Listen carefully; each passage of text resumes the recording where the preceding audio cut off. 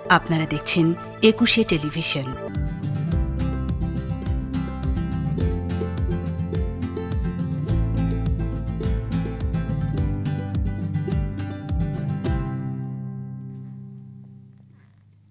সুপ্রিয় দর্শক, শুভ সকাল। আপনাদের সকলকে স্বাগত জানাচ্ছি একুশে টেলিভিশনের পর্দায় আমাদের স্বাস্থ্য বিষয়ক নিয়মিত আয়োজন এনাম ক্যান্সার হাসপাতাল নিবেদিত হেলথ টক আয়োজনে।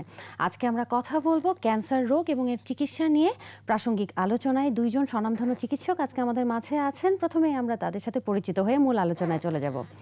আমাদের সঙ্গে প্রথমেই যুক্ত হয়েছেন অধ্যাপক ডাক্তার শেখ গোলাম মোস্তফা, প্রাক্তন পরিচালক, জাতীয় ক্যান্সার গবেষণা ইনস্টিটিউট ও হাসপাতাল। বর্তমানে তিনি অধ্যাপক এবং বিভাগীয় প্রধান হিসেবে রয়েছে এনাম মেডিকেল কলেজ হাসপাতালে।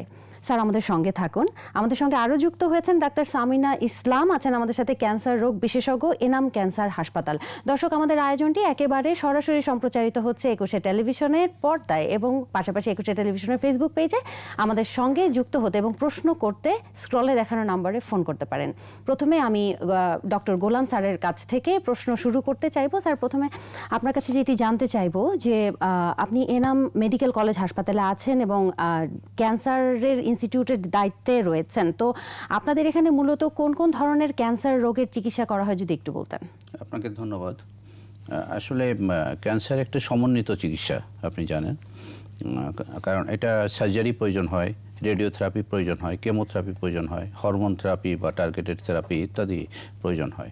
তো ক্যান্সার এনাম মেডিকেল কলেজ হাসপাতাল একটা সম্পূর্ণ মেডিকেল কলেজ হাসপাতাল, যেখানে সব ধরনের চিকিৎসার ব্যবস্থা আছে। আপনার সার্জারি তো 5-6টা ইউনিট আছে, নিউরো সার্জারি আছে, আপনার ল্যারিঙ্গোলজি আছে, সব ধরনের চিকিৎসাই আছে। তো প্রথম যদি সার্জারি প্রয়োজন হয় আমরা সার্জারিতে পাঠিয়ে দিই। তারপরে রেডিওথেরাপি প্রয়োজন হলে আমাদের রেডিওথেরাপি মেশিনগুলো খুব উন্নত মেশিন আছে আমাদের ওখানে, লাইন্যাক যেটা লেটেস্ট মেশিন, এবং ব্রাকিথেরাপি মেশিন।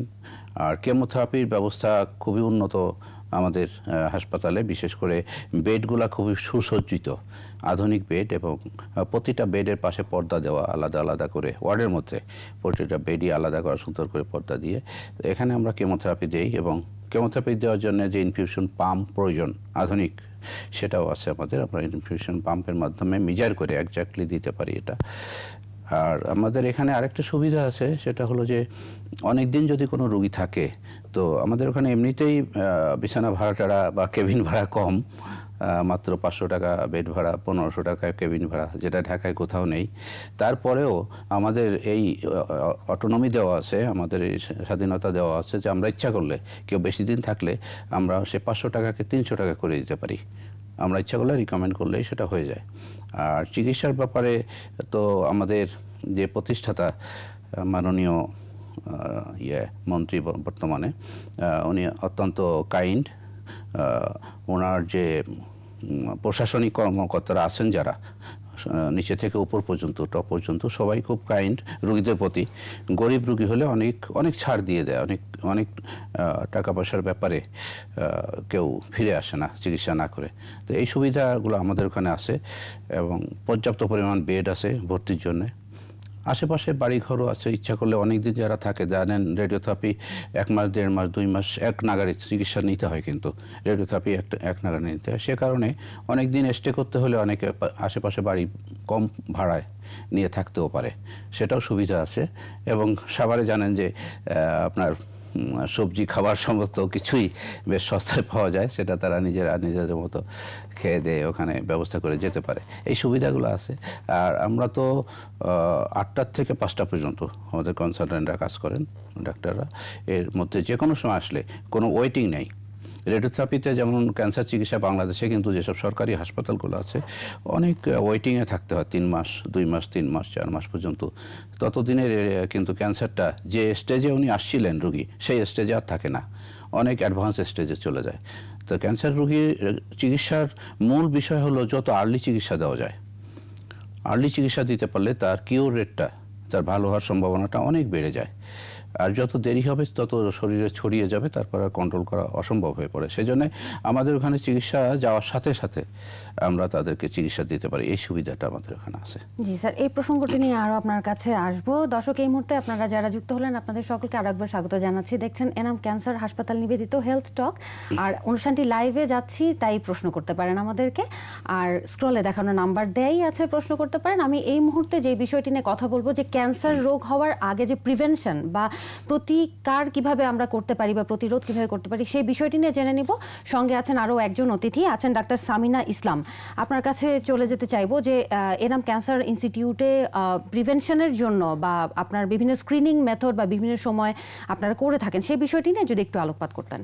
জি, ধন্যবাদ আপনাকে চমৎকার একটি প্রশ্ন করার জন্য। আসলে আমাদের স্যার যেটা বললেন, আমাদের হসপিটাল একটি সুসজ্জিত হসপিটাল এবং সব ধরনের ফ্যাসিলিটি এখানে বিদ্যমান। আর বিভিন্ন অ্যাওয়ারনেস প্রোগ্রামগুলো, যেমন ব্রেস্ট ক্যান্সার, অক্টোবরটা আপনি জানেন ব্রেস্ট ক্যান্সার অ্যাওয়ারনেস মান্থ হিসেবে আমরা চিহ্নিত করে থাকি। তারপর সার্ভাইকাল ক্যান্সারের জন্য জানুয়ারি মাসটাকে আমরা অ্যাওয়ারনেস প্রোগ্রাম আওতায় আনি এবং এখানে বিভিন্ন কর্মসূচি তখন পালিত হয়। যেমন রোগীদের ক্ষেত্রে যেটা হয় যে আমরা সেই সময়, সেই পুরো মাসব্যাপী কিন্তু আমরা রোগীদেরকে আপনার ফ্রি স্ক্রিনিং এর জন্য কিছু ইনভেস্টিগেশন যেগুলো থাকে ওগুলো খুব স্বল্প মূল্যে এবং এক্সামিনেশন, তারপরে হ্যাঁ এই ফ্যাসিলিটিগুলো আমরা প্রায় বিনামূল্যেই দিয়ে থাকি। আপনার দীর্ঘদিনের অভিজ্ঞতা আমি আপনার কাছে যেটা একটু জানতে চাইবো, যে ব্রেস্ট ক্যান্সার কিন্তু বর্তমানে সারা বিশ্বে একটি খুব কমন একটি ক্যান্সার রোগে পরিণত হয়েছে। তো ব্রেস্ট ক্যান্সার রোগটা মানে আসলে কেন হচ্ছে, কাদের হচ্ছে, রিস্ক ফ্যাক্টরে কারা রয়েছে, একটু যদি বলতেন।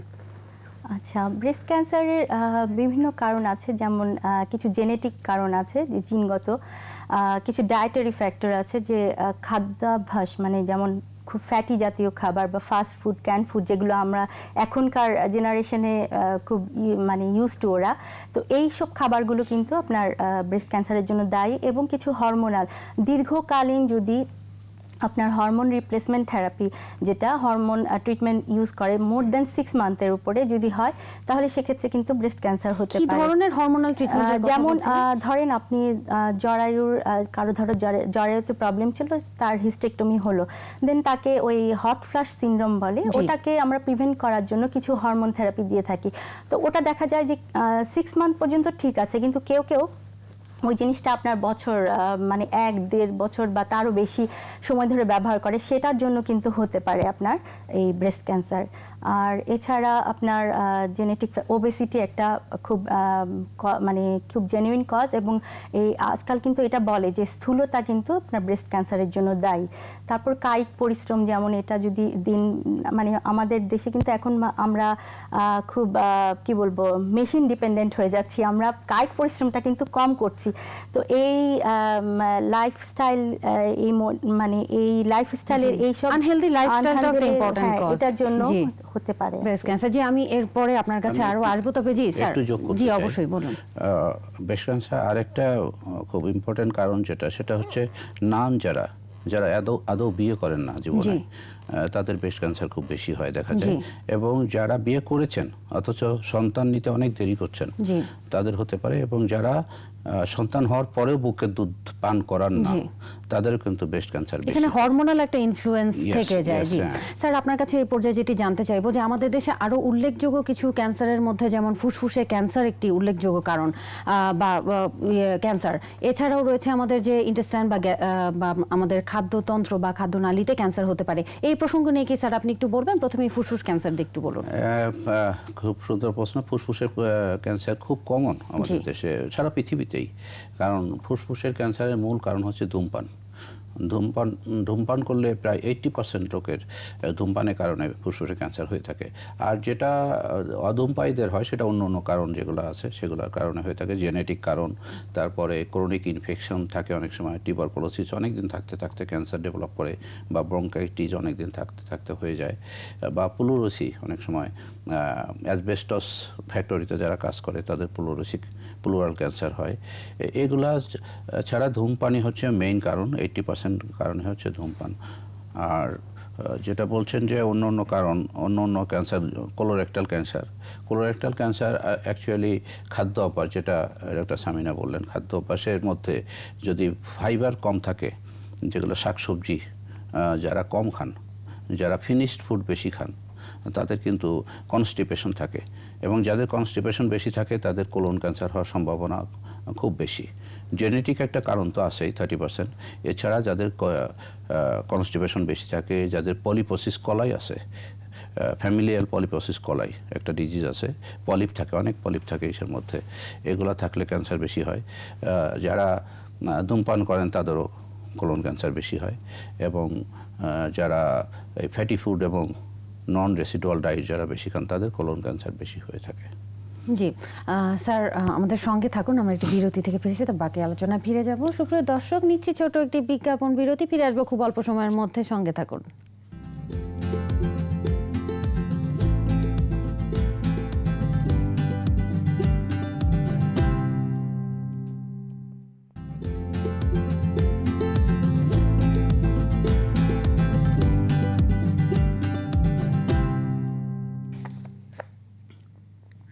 সুপ্রিয় দর্শক, ফিরে এলাম বিরতির পরে। আশা করি সঙ্গে আছেন, আপনারা দেখছেন এনাম ক্যান্সার হাসপাতাল নিবেদিত স্বাস্থ্য বিষয়ক আয়োজন হেলথ টক। কথা বলছিলাম ক্যান্সার রোগ এবং এর চিকিৎসা নিয়ে।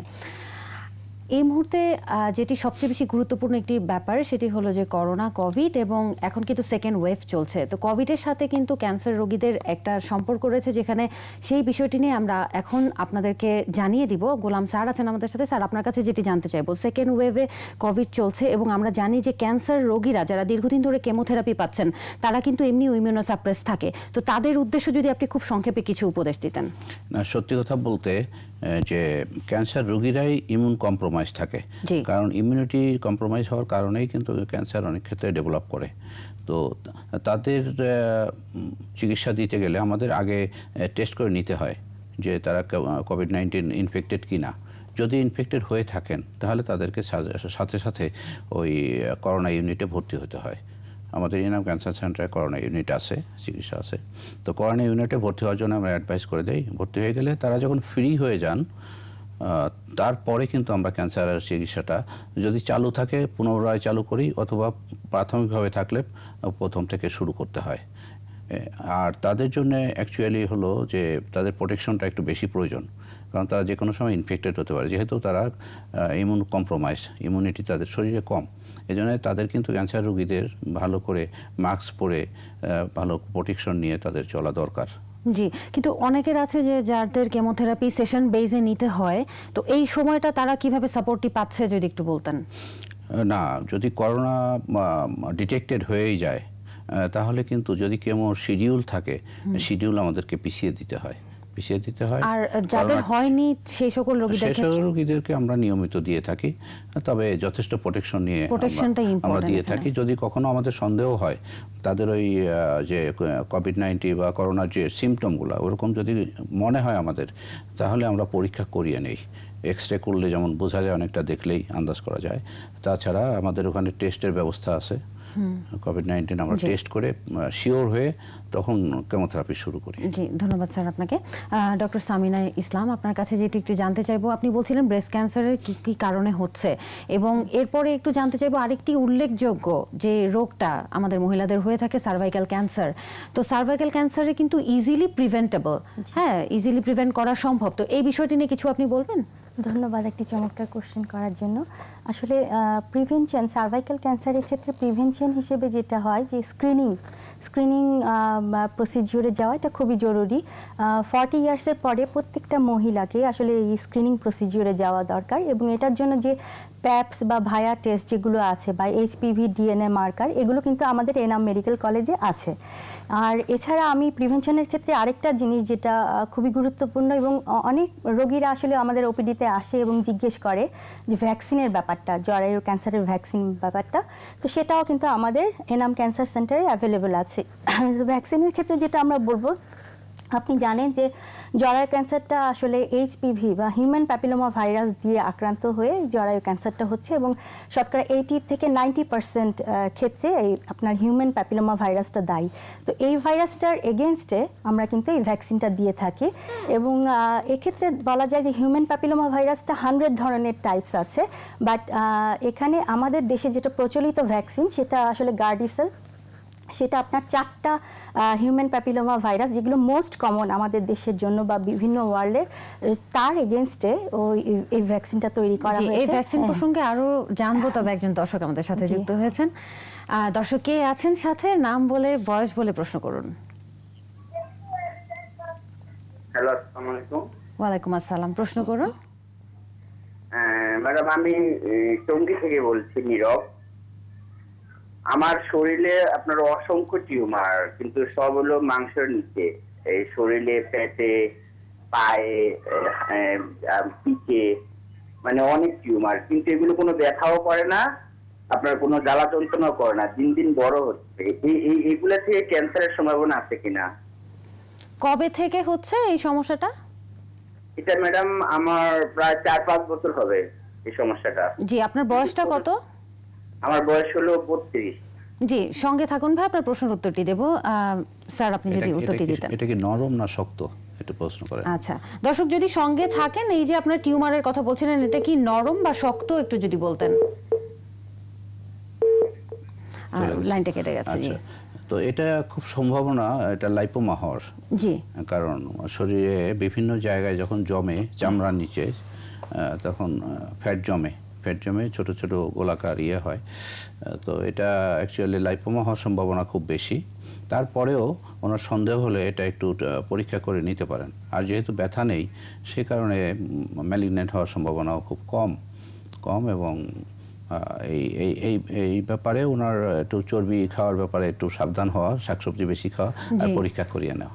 জি, অসংখ্য ধন্যবাদ স্যার। সঙ্গে থাকুন। জি, অবশ্যই যোগ করতে চাচ্ছি যে উনি বললেন ওনার ব্যথা নেই, মানে পেইনলেস লাম্প, এবং সাথে এটা কিন্তু বড় হচ্ছে ডে বাই ডে।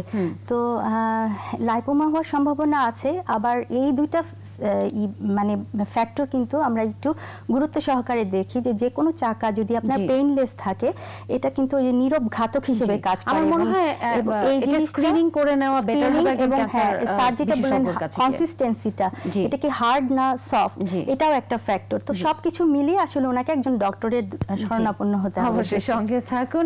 সুপ্রিয় দর্শক, এই মুহূর্তে আরেকটি বিরতিতে যেতে হচ্ছে, সঙ্গে থাকুন, ফিরে আসবো অল্প কিছুক্ষণের মধ্যেই।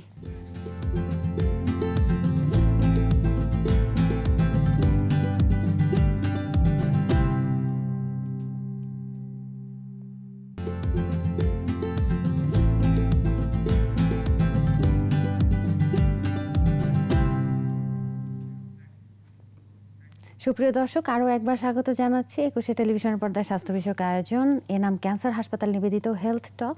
আয়োজনটি সরাসরি সম্প্রচারিত হচ্ছে একুশে টেলিভিশনের পর্দায় এবং ফেসবুক পেজে।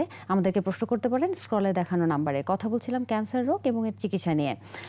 স্যার, আপনার কাছে এই পর্যায়ে একটু জানতে চাইবো যে আমরা বলছিলাম ফুসফুসে ক্যান্সারের বিষয়টা নিয়ে, সেটিতে আসলে কি কি ধরনের লক্ষণ প্রকাশ পেলে আমরা প্রাথমিক অবস্থায় চিকিৎসা নিতে চাইবো?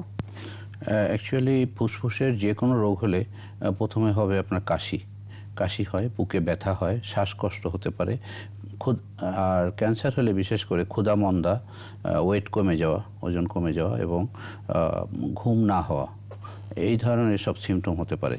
তো প্রাথমিক পর্যায়ে কাশি যখন হয় বা যখন বুকে ব্যথা হয় বা শ্বাসকষ্ট হয়, প্রাথমিক পর্যায়ে যদি চিকিৎসায় যাওয়া যায়, এবং জানেন যে ফুসফুসের ক্যান্সার দুই ধরনের মেইনলি, একটা স্মল সেল আর একটা নন স্মল সেল। স্মল সেলে কখনো অপারেশন করা যায় না, এটা মেডিসিনের মাধ্যমে চিকিৎসা করতে হয়, মেডিসিন এবং রেডিওথেরাপি। নন স্মল সেল যদি হয়, সেক্ষেত্রে আমরা স্টেজ 1 যদি থাকে, 1 এবং 2A পর্যন্ত, আমি বিস্তারিত স্টেজিং বলতে পারবো না অল্প সময়, স্টেজ 1 এবং 2A পর্যন্ত অপারেশন করা যায়। যদি করে নেওয়া যায় with a good margin, negative margin, তাহলে এটা ভালো, মানে কিওর রেট অনেক বেশি। এর চেয়ে বেশি স্টেজে চলে গেলে কিন্তু আর সার্জারি চলে না। সেক্ষেত্রে কেমোথেরাপি এবং রেডিওথেরাপি হচ্ছে একমাত্র চিকিৎসা, এবং এখন কিছু ওরাল কেমোথেরাপি আসছে, টার্গেটেড থেরাপি, সেগুলোও বেশ কার্যকরী। তবে সেক্ষেত্রে সমস্ত এই অপারেশন না করতে পারলে, স্টেজ বেশি হয়ে গেলে, 2-এর বেশি স্টেজে চলে গেলে, 3 বা 4-এ চলে গেলে, এক্ষেত্রে সার্ভাইভাল রেট খুবই কম। সেক্ষেত্রে আমাদেরকে রোগীর যে সব কষ্ট থাকে, শ্বাসকষ্ট, ব্যথা বেদনা, প্যালিয়েটিভ ট্রিটমেন্টগুলো, কাশি, এগুলোকে নিরাময় করাই উদ্দেশ্য তখন হয়ে যায়। এবং যতদিন বেশি বাঁচিয়ে রাখা যায় সেই চেষ্টা করা আর কি, সেটা রেডিওথেরাপি, কেমোথেরাপি সমস্ত চিকিৎসার মাধ্যমে করা হয়ে থাকে। আসলে এটুকু বোঝা গেল যে আর্লি স্টেজে যদি ক্যান্সারটা ডিটেক্টেড করা যায়, প্রপারলি যদি শরণাপন্ন হয় চিকিৎসকের, তাহলে অনেক ক্ষেত্রে এটা রিমুভ করা সম্ভব পুরোপুরি। সেক্ষেত্রে প্রায় 80% কিউর রেট করা যায়। জি স্যার, আরেকটা জিনিস একটু জানতে চাইবো যে খাদ্যনালীর ক্যান্সার অথবা যে ইন্টেস্টাইনাল বা ক্ষুদ্রান্ত বৃহদান্ত্রের যে ক্যান্সারগুলো হচ্ছে, সেক্ষেত্রে কি করে সিমটম বা লক্ষণ প্রকাশ পাবে এবং সেক্ষেত্রে করণীয় কি যদি একটু বলতেন? ইন্টেস্টাইনের ক্যান্সারে অ্যাকচুয়ালি হচ্ছে প্রাথমিক পর্যায়ে আমাশার মতো সিমটম থাকে, মনে হয় যেন যে আম যাচ্ছে, মাঝে মাঝে একটু রক্ত যাচ্ছে, এরকম সিমটম থাকে। এবং মাঝে মাঝে পেটে ব্যথাও করে, পেটে ব্যথা করে, ক্ষুধামন্দা হয়, খেতে ইচ্ছা করে না, খাবার অরুচি দেখা দেয় এবং ওজন কমে যায়। এই পর্যায়ে যদি হয় তাহলে পরীক্ষা করে একটা গ্যাস্ট্রোএন্টারোলজিস্টের কাছে গিয়ে অন্তত একটা কোলোনোস্কোপি করলে, সঠিক মানে পরীক্ষাটা করে নিতে হবে। সঠিক পরীক্ষাটা করে নিতে পারলে, তাহলে আর্লি চিকিৎসা করতে পারলে এটাও কিউরেবল। কিন্তু একটু লেট হয়ে গেলে, লেট হলেই আসলে সমস্যা হয়ে যায়। জি, আমাদের সঙ্গে থাকুন, একজন দর্শক যুক্ত হয়েছে সাথে, দেখিনি কে আছে। দর্শক, আপনার নাম বলে বয়স বলে প্রশ্ন করুন।